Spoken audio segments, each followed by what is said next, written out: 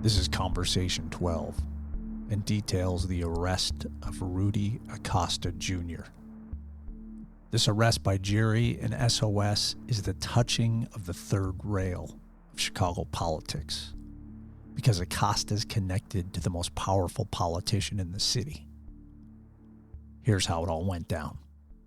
There was a circumstance that evolved that happened where Herrera and Hurley initiated a traffic stop on a van around Archer and Pulaski.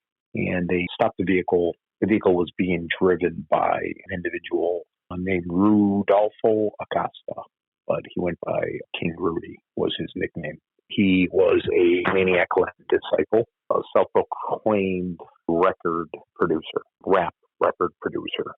But he also had a front business where he would purchase homes with drug proceeds, flip these homes for a profit. He'd put a little money into them, make them look a little better than they did when he purchased them originally, and then sell them for a profit. So before he was pulled over, he was on your radar? You guys knew who he was? I did not know who he was. This was after the fact. All of this stuff was after the fact. The first time he was pulled over, this opens the doorway to understanding what he's up to. Yeah, because he would later tell us in the police station all of this, that he was a record producer, he flipped properties. So he was pretty talkative, admitted he was Maniac Latin disciple. But he said he left that alone because he was doing a rap business and he was doing flipping homes. I would later learn that he had other businesses, a glass installation business for automobiles and a rim shop. So Herrera and Hurley, we were working in the 8th District, a mission in the 8th District that night. They put a stop on this van. It was a custom van, conversion van. They called us over to location at approximately 49th and Pulaski and said they recovered a gun out of the vehicle. So they placed him in custody. And he gave us an address initially saying he lived with his sister around 46th and Avers, which was like a few blocks away. He said he lived there. We went over there looking for more weapons. We're told that the sister said he doesn't live here. He lives up on the north side. And he had a new townhome he had purchased. So we relocated up to that area looking for more guns and drugs. Went to the house. We went in without a warrant and searched. Are you doing this in the window of time from the moment you arrest him? You're interrogating him and he gives you these addresses. Are you in real time then going to these addresses, or are you waiting days thereafter? No, immediately. He did not provide us with his address for the new townhome that he lived with his wife and children at. We actually found some paperwork in a vehicle, gave us that location. So we relocated to that location. He's a gang member. He's got a gun in the vehicle. We're going to go to his house and look for more guns and dope. So we go to the house. It's a brand new townhome. Very nice. Everything in there is brand new, expensive. His wife is there. Not very upset, but concerned. He just wants to know what's going on with him. I said, well, he's in custody right now. He's got a gun. We're going to try to work something out. If you can come up with some better information, we'll work something out to flip him for something bigger. Once we're in the house, we see this guy is a pretty big time. I don't care if he says he's in a rap business or he's flipping houses. He's a gang member, and I know he's doing illegal stuff. So we find 5 additional firearms in the house. We did a warrantless search. We have him in the car. We go out and confront him with the 5 additional guns in the house. And then also, one of the guys I was working with, it might have been Herrera or Hurley, alerted us to the fact that there was a very large safe in the garage. So we went out and asked them, are there more guns in the safe? No. Is there any dope in the safe? No. I said, okay, well, we're going to get a warrant for it if you don't want to cooperate and open it. He goes, I'm not going to open it. I said, okay, that's fine. We're going to get a warrant. We're going to open it. Whatever's in it, you're going to get charged with. So all of a sudden, somebody shows up like within minutes, and the guy comes and approaches. He said, can I talk to you? I'm like, yeah, what's going on? It's a middle-aged guy. And he goes, that's my son. I said, okay. He identifies himself as Rudolfo Acosta. He said, I'm a retired fireman. I said, oh, okay. I said, all right, well, listen, here's what the situation is. We caught your son with a firearm. He has 5 additional firearms in the house. He's an admitted gang member. And he goes, yeah, well, that's what he used to do. He's changed his life. I said, okay, well, anything's possible. So we're talking, and the father mentioned, I work with Alderman Ed Burke. I'm one of his precinct captains, and I keep him straight, and he's turned out to be a good kid. I said, listen, I'll take your word for it. But the circumstances dictate right now that he has to go to jail because he was caught with a firearm on the street. He's got 5 additional unregistered firearms in the house. We're going to have to run his background and see if he's a convicted felon. So I told the father, I said, he's got a large safe in there, and we want to know if he has more guns or narcotics in there. So he said, can I talk to him? I go, well, you can't talk to him in private. You can talk to him in front of us. So he says, okay. So we open the car door, and he said to the son, he goes, what do you have in the safe? And he goes, Dad, I'm not going to give them permission to go in the safe. So I said, okay, well, we're going to get a warrant, and we're going to get into the safe one way or another. We got him with a gun, and we got 5 other guns. He's talking more, and then he says, well, and his father and him are next to each other, and he tells his father the combination. So his father, which I think the father had the combination to begin with, because, it was like a second, and then he walked away. Maybe he's good with numbers. I don't know. So we went in the house. The father punched in the code on the keyboard, and I told him to stand away from the safe because if there's firearms in there, I don't want any mishaps. So I opened the door, and there was some jewelry in there, quite a bit of money. So I told the father, that's quite a bit of money to have in your home. Kind of arouses my suspicion that he might be involved in something that you don't know about. And he goes, well, I said, well, here's the deal. It's going to go into the station. You can follow us in there if you want, but we're going to take it into the 17th district, and we're going to get to the bottom of it and see how much is there and where he got it. If he has paperwork to prove it's his and how he obtained it, I said, that's going to go through the court system. We got in the station, there was $120,000 in cash. So we charged him with the guns. We notified organized crime narcotics. They sent somebody out from narcotics to interview him. They had a narcotics dog come out and sniff the money. But like I've told you before, Neil, any money, including any money that you have on you, there's money that Joe Biden could be walking around in his pocket. It's going to hit positive on narcotics dog. That's just a fact. So the money was confiscated. He got a receipt for it, and he got a court date for the guns. His demeanor was good. He never got smart with us, never tried to fight with us or anything. So we took him in. After a little while, it changed in the station. He started threatening us. We're going to have a problem. You don't know who my dad knows. And I said, well, your dad already told me he worked for Ed Burke. And I said, I really don't care who he works for. You're under arrest, and it's going to go through the court system. After that was over and the indictments came down, we were told that we went into his house, which we did without a warrant, that we pushed his pregnant wife down the stairs. It was straight bullshit. Never happened. First of all, we're not pressed to push any pregnant woman down the stairs. You'd have to be a moron to do that. And if we pushed her down the stairs, she never sought medical treatment, never made a complaint until after the fact. It was just padding the complaint against us. After the case we had him on, he ends up doing a drive-by shooting in the 12th district. He's pursued by the 12th district police and apprehended on the expressway, and the gun's recovered. The victim he shot did not die, but it's still an aggravated battery and an attempt murder. So the state's attorney made a deal with him, and what they did was they used him to say we roughed up his wife and some other things, and they said if he cooperated with them that they would dismiss the case, the gun case, and the drive-by shooting case. And it just so happened that his father was Ed Burke's top precinct captain, so that didn't hurt. So I think with everything said and done, I think Burke made a phone call to the state's attorney's office, and the case went away on this guy. His case went away because he turned on you guys? That's correct.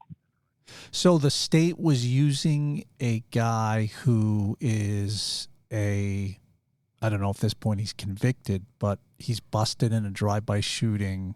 Yeah, and he has other arrests. Yeah, he's got a rap sheet, but they are taking his word. They're horse trading his word to put you guys away, and his convictions evaporate. Or not put you guys away, but to start going after you guys. Yes, and it didn't hurt the fact that his father was the top captain for Ed Burke, probably the most powerful alderman in the city at the time. He sat on the Cook County Democratic Committee for Judicial Recommendations and Appointments. So in order to be a judge in Cook County as a Democrat, you had to go through Burke. This is just another example of the incestuous web of corruption in Chicago. Inevitably, you're running into somebody who's connected to power. And Acosta had the power. Obviously, he did the dirty work for Burke, so he's going to go to Burke, no question. Probably the first call he made when he left his son's house was to Burke. I'm sure it's coincidental that two of the state's attorneys that were prosecuting us after our case became Cook County judges. And who were they? Anna Demokopoulos and David, he's got a Hispanic last name. It'll come to me. But they were two of the prosecutors of the three on the case. They were appointed Cook County judges. That was the first instance of me having an issue with somebody who was connected to an alderman, someone like Burke, who was powerful. Dad had been the alderman for a long time, and then he succeeded him, and he was the longest serving alderman and a very powerful person. And he had friends on the police department, friends in the state's attorney's office. He had senators and congressmen and everything that are probably beholden to him one way or another because his ward would bring out the vote for them. Come across somebody like that, it was the first time for me. It was a little too late, and the thing was, we're not going to let a guy go we got 6 guns from. You know, after his dad kind of made, the innuendo that he was a Burke guy, and I'm like, he's got to go. And then let Burke do whatever he's got to do. That's not my problem. I mean, apparently it turned out to be our problem. There were a number of things with him, Acosta. He fired off a shotgun on a balcony in the South Loop in a condo he owned down there. Police responded and they arrested him.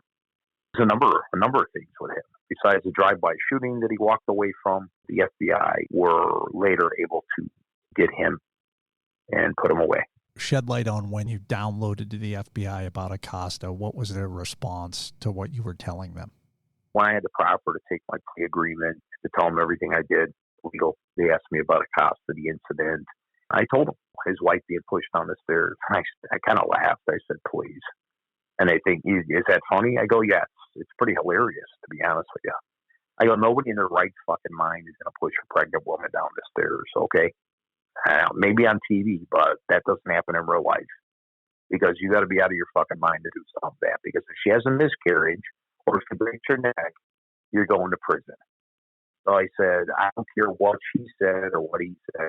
She didn't get pushed up the stairs. And I said, this guy is a fucking dope-dealing gangbanger. Well, how do you know that? I said, well, you guys are the investigators. Investigate him. I said, I guarantee you're going to come up with something on this guy. ATF or the DEA. I think it might have been ATF. And he fought with them.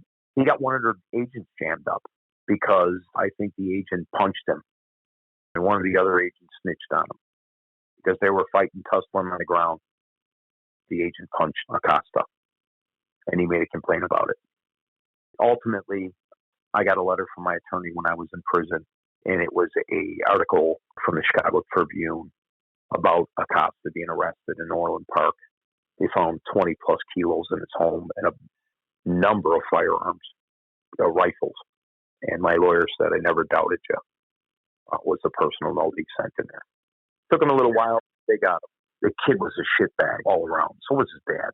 Between Rudy Acosta senior and junior affair, you've got that kind of sphere.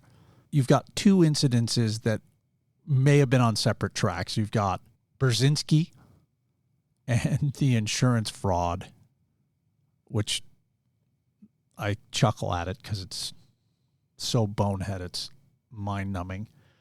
But that could have been the first domino. What was the timeline between these 2 things? Probably about maybe a year, maybe a little more than a year. In addition to that, the 23rd ward incident with the ward superintendent being arrested on Bart Macha's search warrant was another political heavyweight. I mean, very well, those could have been the things that started the investigation, I'm sure. They like to use the false narrative that we did not go to court. We're not showing up on our court cases. That, in fact, was not the case. Brzezinski was the first cooperator, and then the other 2 cases all were used in conjunction and were able to disappear because of our indictments. You mentioned this. The ward superintendent. Do you want to dive into that a little bit? This guy was the ward superintendent for the 23rd Ward. I don't remember his name. He was replaced by somebody else, but he was still in with the ward. He didn't have a city job anymore, city position anymore. And Bart Maka, he got some information from a business owner, Polish couple, who ran a restaurant bar around Archer and Kilpatrick, which was in the 23rd Ward. They informed Maka that this guy was kind of squeezing him for money and still acting like he was the ward superintendent. He carried a badge, identified himself as such. They told him this guy had offered them drugs and other stuff. So Maka had a search warrant typed up, and we executed a search warrant out of this guy's house. And we recovered a bunch of the mushrooms. They're hallucinogenic and they're illegal. We arrested him. So we got some pushback from one of the bosses in the 8th District, was a police lieutenant, and he came and talked to us and asked us if we could do anything. And I said, this is not my search warrant, and it's really not my paper. I mean, it's Maka's. So, I mean, I really can't do anything about it. This guy was arrested, processed, it made the media because he said he was a ward superintendent at one time and he still had the identification. So there was a little pressure from that. And I think that was another thing that might have caused us an issue because it was political. Maka made the warrant up. No one had it signed by a judge. So it was all legal. Probably not in our best interest to have executed that warrant on this guy. How often does this happen? Interaction with people who are connected to political apparatus, making threats. And when it does happen, do people back off more times than not? Early in my career, I locked up an assistant attorney general on the bus, working special employment for the CTA downtown. I was on Michigan Avenue, and this guy was a little guy. I don't know if he had, that little man complex or what, very intoxicated. I was standing in the aisle of the bus, riding the bus, because that's what I was paid to do, on patrol. He pushed past me, but he barreled into me. He goes, what the fuck are you standing in the aisle for? So I followed him down off the bus, and I said, hey, step over here. I said, what's the issue here, man? And he's like, who the fuck do you think you are, and this and that. So he said something else, and I said, go out, have a good night. He said, fuck you, you think you're some tough guy because you're a cop, and this and that. So it got heated, and I threw the cuffs on him and arrested him. Not for battery or anything, because he fucking knocked into me and almost knocked me over in the seat, but because he was drunk and disorderly. So I took him into the station, and he told me I just fucked up, that a pile of bricks was going to fall on me. He was an assistant attorney general, so I had him in there, and I called the watch commander out, and I said, well, you might want to come and see this guy, boss, who's in the 1st District. Says he's an assistant attorney general, Illinois. He said, okay. So he walked back there, and he goes, what's going on tonight? And the guy says, fuck you. He goes, you fucking cunt, and this and that. And the lieutenant said, put him in the back, lock him up, fuck him. I don't know if the guy lost his job or not, but you get threatened all the time. I'm going to call the alderman. I'm going to call the mayor. But if I heard I'm going to call the mayor, fucking, I can't even count on my hands how many times I heard that. It's like any other city. Politics, it's like any other suburb. Fucking people, they have a little power. Even myself, as police officers, we abused our power. Doing shit we shouldn't have did. Not minimizing what I did. Stealing money, totally illegal. I fucked up. I had the best job in the world, as far as I'm concerned. Was happy doing it. Went down the wrong road. Greed got the best of me. I figured to make light of it, well, it's drug money. It's not going to hurt anybody. What did? It hurt me. It hurt my family. Cost me my career. Cost me my freedom. This is Chicago. This is Illinois. It is a corrupt fucking place to the hilt in Cook County. And it's a good word and a good term, Cook County. But you're not going to tell me that those fucking state's attorneys didn't make judge by helping Anacostia out. Because Burke's the guy, he was making judges. So I guarantee it. I guarantee that those people got rewarded. You're not going to tell me that this fucking thug gangbanger and his father didn't go and whine for this guy. Because that was their guy. And that's the way shit works in this city. So I'm sure he made some phone calls or met with somebody to put a word in somebody else's ears. Do you think they gave a fuck about a bunch of gangbangers they said we were going out there and robbing innocent people and regular people. That's a fucking lie. That is a farce. The whole fucking deal that was the biggest joke I've ever heard. I never stole money from anybody who was a decent working person. Never. These guys were all fucking gangbangers, all dope dealers. Does it make it right? No. But they try to embellish on it and say, oh, this rogue group of officers, they were stealing from innocent people. Really? Who the fuck were the innocent people? Every one of those people were tied up in narcotics. Or they were gangbangers. One article wrote about me that said that we raided an old woman's birthday party, a grandmother's birthday party. Oh, yeah, it was a grandmother's birthday party, but it was being run by her grandchildren, and the fucking grandchildren, the boy side, they were all 2-6 gangbangers, and we fucking recovered a shitload of guns and dope out of that house that night. So, yeah, okay, it was grandmother's birthday party, but oh well. It wasn't some fucking innocent lady fucking having a party with her 60 or 70 friends that were in their 80s and 90s. A bunch of fucking thug gangbangers were there with long guns. We found semi-automatic rifles in the house, a bunch of dope, and we fought with those fuckers. Everybody went to jail, including grandmother. And everybody went to jail that night except for the dog, because everybody was fighting with us, jumping on us, biting us. So, oh well. You can write anything you want. The fucking newspapers are garbage anyway. I mean, they're one-sided. Another lady said she knew me and she knew I would go looking because I would go looking to steal cocaine. Well, that's pretty funny because all the cocaine I recovered went to the police crime lab. I would be a millionaire, these days if I sold those drugs. Millions and millions of dollars. It is what it is now. I can't change the story. This is Chicago, and if you know the right people, cases can disappear. We've seen that in the past. They painted me as the most corrupt police officer in the city's history. Okay, if that's what they want to say. But all the guns and drugs were turned in. And I didn't murder anybody. And I wasn't putting false cases on people. I didn't imprison people falsely. So if I was the most corrupt police officer, that's a pretty low bar. So why do these three things feel like they were woven together? All the fucking gangbangers and the shitbags didn't make a difference. But when you start ruffling the feathers of people who have some type of political clout, that's going to hurt you and make a difference. Because that's when something's going to happen. And I think that's what happened. We fucked up and fucked with the wrong people. I want to pause here a moment and discuss Ed Burke, who is the longest sitting alderman in the history of Chicago, and I think by any measure wielded more power than maybe anyone in Chicago political history, or at least in the top 2 or 3. But I'm going to read this article about him. This is from Fox 32 Chicago. The long-awaited federal racketeering trial of Chicago Alderman Ed Burke has been set for November 2023, giving the city's longest-serving city council member an opportunity to seek re-election while facing federal criminal charges again. The Fed's case against Burke has lingered for more than 3 years at the Dirksen Federal Courthouse, thanks in large part to the COVID-19 pandemic and a mountain of pretrial motions filed in August 2020. Burke was reelected in February 2019 despite an attempted extortion charge filed against him the month prior. A grand jury handed up his racketeering indictment later in May 2019.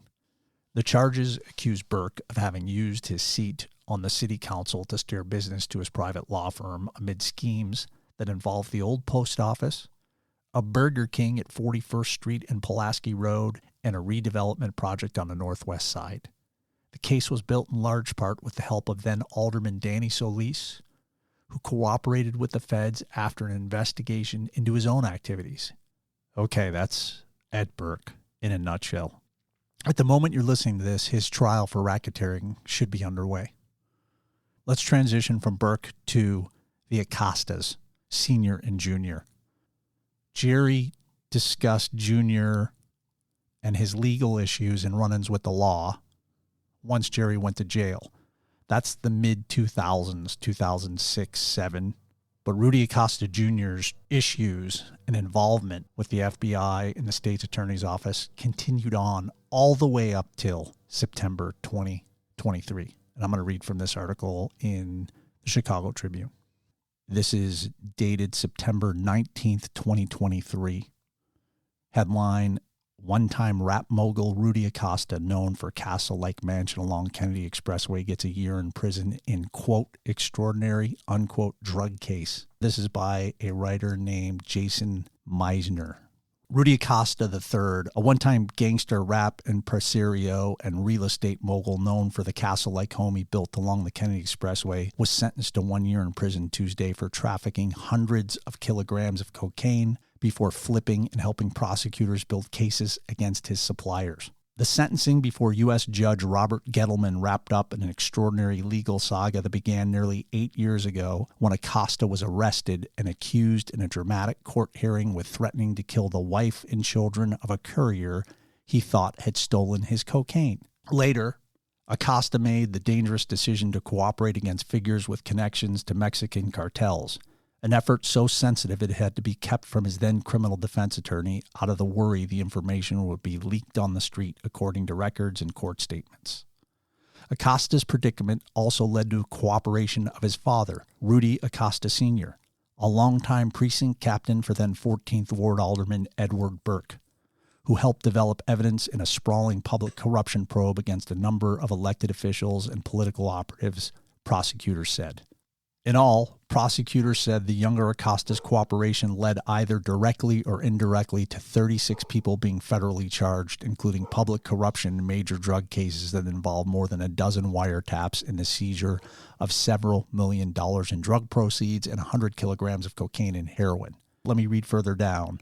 Acosta pleaded guilty in April to a single count of narcotics trafficking, admitting in a plea agreement with prosecutors that he had coordinated distribution of hundreds of kilograms of cocaine dating back to the 1990s, establishing stash houses around the Chicago area, working his way up the chain with Mexico-based suppliers. Acosta's lawyer, Lopez, posted on social media that the Acostas were, quote, a family of rats, unquote, and said Acosta, quote, was a Satan disciple who turned informant on other folks in his circle, unquote. Quote, King Rudy turned into Fruity Tooty Rudy, unquote, Lopez wrote. Lopez's wife, Lisa, represented one of the co-defendants in that trial. Acosta was also in the news for run-ins with the law. In 2004, Acosta was arrested for allegedly pointing a gun through the window of his car at Archer Avenue and Pulaski Road, records show. Chicago police later said they found 4 guns, $112,000 in cash hidden in a safe in his home. But the charges were dropped because the police who arrested him were part of the corrupt Special Operations Section. Now, this is the bit I wanted to get in here, and then we'll be done with this. Acosta's father, who was estranged from his son for years, spent decades around some of Chicago's most colorful and allegedly corrupt politicians, watching as a succession of his political mentors were hit with federal charges. Among them was Alderman Fred Rohde, the mob-connected leader of the old First Ward who went to prison for bribery, former state senator Martin Sandoval, who pleaded guilty to bribery before dying of COVID-19 complications in 2020, and Burke, who's going on trial on sweeping racketeering charges in November. It goes on. Acosta Sr., 72, pleaded guilty to misleading the FBI in a series of interviews in 2017 and 18 about its investigation into Sandoval and other elected officials. He was given probation. The older Acosta is now suffering from a form of dementia and wasn't in court Tuesday, where new details of his own cooperation came to light. Further, it goes detailing the Acosta family and all their glory. Let's end there. Next up is Conversation 13. Jerry is arrested by the FBI and ends up in solitary confinement in the MCC for 4 years.